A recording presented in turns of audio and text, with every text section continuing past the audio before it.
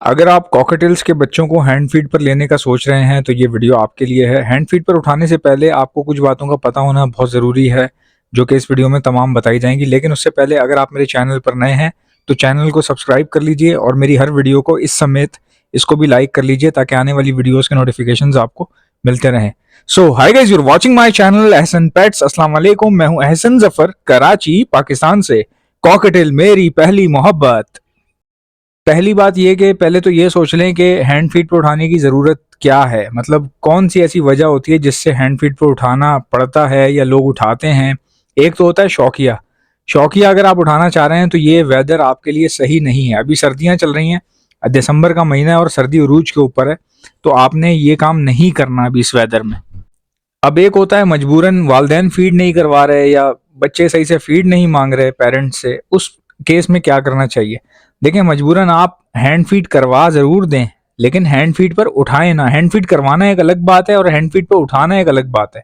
Hand feed करवाने का मतलब क्या होता है, अगर पेरेंट्स हैंड फीड नहीं कर पेरेंट्स पेरेंट्स क्या हो गया, मुझे क्या हो गया है, अगर पेरेंट्स सही से फीड नहीं करवा रहे तो आप बच्चे को फीड करवा के वापसी जो है वो उसके बॉक्स में डाल दें अपने बहन भाइयों के साथ, सिबलिंग्स के साथ। ये होती है हैंड फीड करवाना।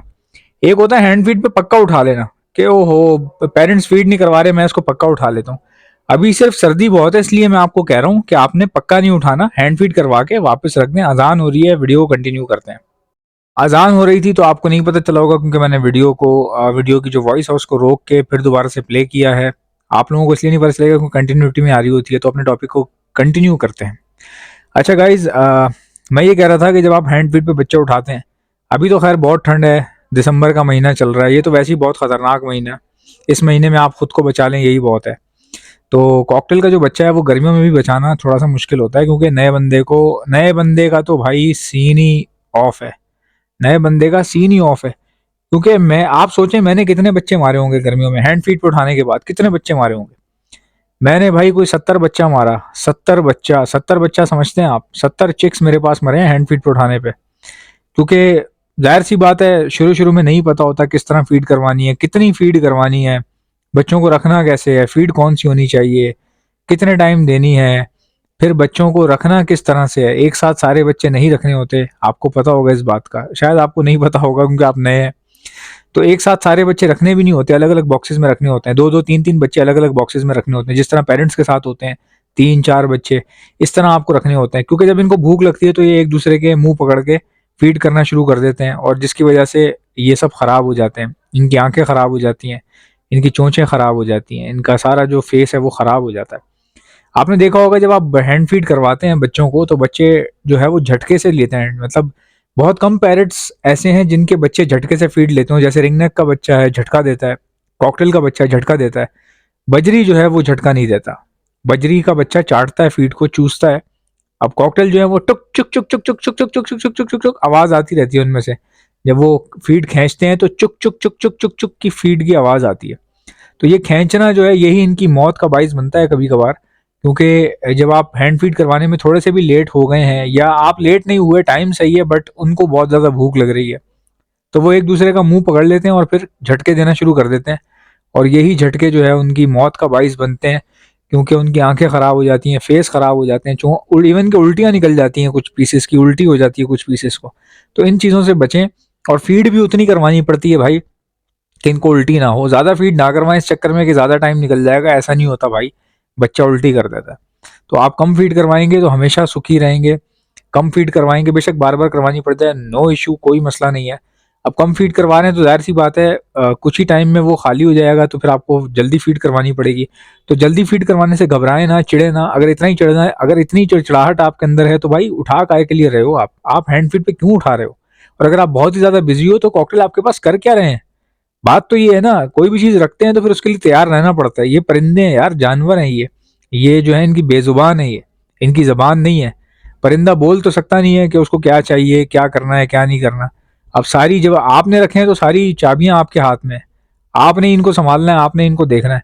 तो जब आप इतना चिढ़ जाते हैं या परेशान हो जाते हैं या आपके पास टाइम नहीं है तो भाई ये कर क्या रहे हैं आपके पास, बात तो ये बनती है ना जी। अब कई लोग ये सवाल पूछेंगे कि जी हैंड फीड कितनी करवानी चाहिए, मतलब कि कितनी करवाएं। भाई 5 ml 2 आप 5 ml भी ज़्यादा होती है, शुरू-शुरू में 5 ml दें। अब बच्चा भी डिपेंड करता है ना कितना बड़ा है या कितना छोटा बच्चा है यार, ये भी देखना पड़ता है गाइज़, ये भी बड़ा मसला है इनके अंदर। तो आपको ये देखना पड़ेगा कि बच्चा कितना बड़ा है या कितना छोटा है। हम तो हिसाब से करवाते हैं, हमें ये नहीं पता कि कितने ml करवानी चाहिए। बट मैं तो पोटा देख के, क्योंकि हम पुराने हो गए ना, हम तो पोटा देख के अंदाज़ा लगा लेते हैं कि इतनी फ़ीड है, ये इतनी देनी चाहिए, इतनी नहीं देनी चाहिए।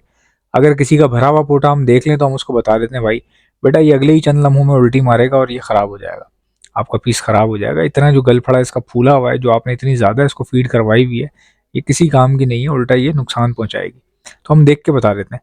5 ml का भरा हुआ हमें पता चल जाता है देख के, हाँ यार ये सही है, इनफ है, या ये चल जाएगा, थोड़ी-थोड़ी फ़ीड करवाएँ। मैंने एक वीडियो देखी, एक जिसमें एक औरत जो है वो ये पालती है, क्या कहते हैं उसको, यार वो जो बड़ा सा होता है लाल कलर का macaw parrot, red macaw parrot जो है, वो औरत उसका बच्चा पालती है, तो पालती बड़े अजीब तरीके से। मैं तो हैरान हो गया, इतनी थोड़ी सी फीड देती है उसको, समझ लें कि मतलब जो उसको मिलनी चाहिए उसकी भी 2/4 यानी कि आधी देती है और आधी नहीं देती।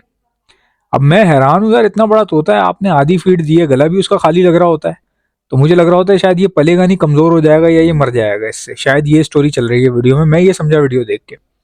लेकिन भाई वो बार-बार टाइम के हिसाब से उसको आधी फीड करवा दे, आधी करवा दे, आधी करवा दे, आधी करवा दे, मैं परेशान।